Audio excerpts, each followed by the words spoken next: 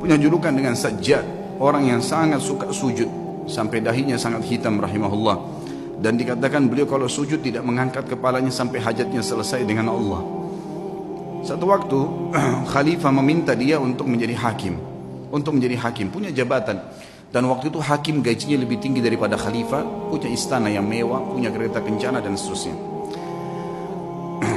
Yang jelas teman-teman sekalian, ditawarkan dia menjadi hakim dan dia nolak. Karena waktu itu dia seorang ulama, Sufyan ats-Tsauri seorang ulama Mekah yang terkenal. Dan memang dia orang yang paling layak, paling faham tentang perkara-perkara masyarakat.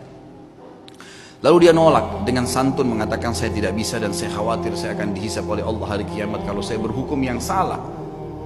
Maka khalifah mengatakan kau harus menjadi. Karena dia nolak dan dipaksa, akhirnya dia pun melarikan diri dari Mekah.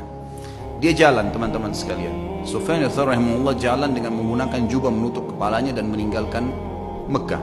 Sampai jalan menuju ke Yaman. Selama 3 bulan perjalanan kaki sampai di Yaman, kemudian dia tiba di sebuah kebun kurma. Kemudian dia menawarkan diri untuk menjadi pegawai di kebun kurma itu dan orang tidak tahu siapa dia. Kemudian berkatalah pekebun kurma tersebut, saya akan berikan gaji kamu seperti orang-orang yang bekerja sama saya. Dia bilang baiklah, saya terima. Yang penting saya ada tempat tinggal dan saya bisa ibadah. Berjalanlah 3 bulan dia menurunkan kurma dari pohon. Seorang alim ulama yang sangat dihormatin pada saat itu, sangat dihormatin. Kemudian dia pun rahimahullah setelah 3 bulan ditanya oleh pemilik kebun tersebut. Dia bilang, wahai Abdullah, dulunya ditanya dia, siapa nama kamu? Dia bilang, saya Abdullah. Dia tidak dusta. Dia bukan tujuan dusta. Dia mengatakan saya Abdullah, maksudnya saya adalah hamba Allah. Gitu kan? Karena dalam bahasa Arab begitu. Kalau dia sebut namanya dia ditangkap oleh khalifah. Dia tidak mengatakan nama saya, dia mengatakan saya adalah hamba Allah. Gitu kan? Bahasa Arabnya ana Abdullah. Rupanya pemilik kebun menangkap namanya Abdullah. Dipanggil, wahai Abdullah kesinilah. Datanglah Sufyan rahimahullah lalu ditanya, apa perbedaan antara kurma kami dengan kurma kalian?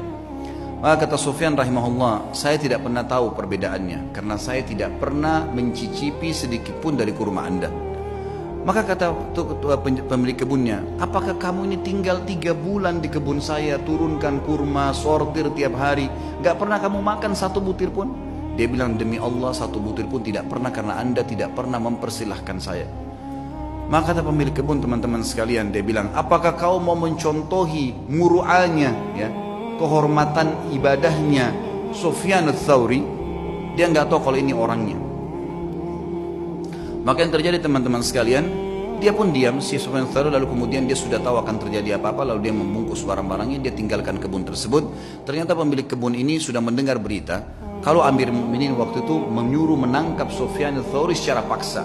Siapapun yang menangkapnya akan dikasih 1 peti emas. Disebarkan berita, tangkap Sufyan ats-Tsauri, hidup atau mati. Maka pada saat itu teman-teman sekalian, tentu ini kisahnya panjang, saya ringkaskan. Kemudian si pemilik kebun datang kepada temannya di sana lalu berkata, ada pegawai kebun saya unik, kenapa saya tanya dia perbedaan antara kurma Hijaz, Mekah dan Madinah. Karena dia mengaku dari Hijaz, dia dengan Yaman dia tidak tahu. Dia bilang dia tidak pernah incipin 1 butir pun karena saya tidak pernah persilakan selama 3 bulan jadi pegawai. Maka temannya mengatakan, sebentar, ya, bagaimana cirinya pegawai itu? Disebutkan cirinya seperti ini. Kata dia, itulah Sufyan ats-Tsauri. Kita kejar dia, tangkap, kita berikan kepada Amir Mukminin, ambil 1 peti emasnya. Waktu mereka kembali ke kebun sudah tidak ditemukan. Tapi Sufyan ats-Tsauri sudah kembali ke Mekah.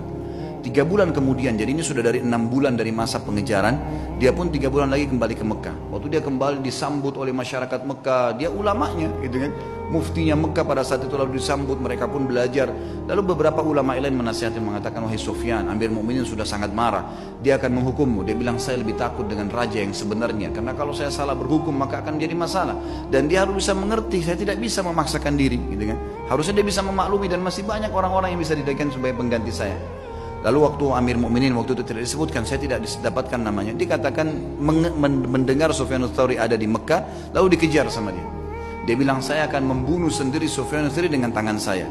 Kata temannya yang meriwayatkan kisah ini, Sufyan ats-Tsauri itu mendengar berita tersebut pun, kemudian dia sujud sholat 2 rakaat di depan Ka'bah. Kemudian dia sujud, dan demi Allah saya tawaf 7 kali, dia belum mengangkat kepalanya dari sujud di sujud yang pertama. Jadi sujud tidak pernah angkat. Saya tahu pertama dia masuk sujud pertama, yang kedua, yang ketiga, sampai 7 kali tawaf. Ini kurang lebih memakan waktu mungkin setengah jam lebih ya.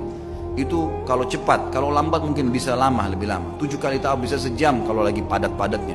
Maka dia sujud, dia bilang, saya duduk di sebelahnya dan saya tahu tuh sujud pertama karena setelah dia masih angkat sujud yang kedua, dan dia berdiri rakaat kedua dan 2 sujud selanjutnya.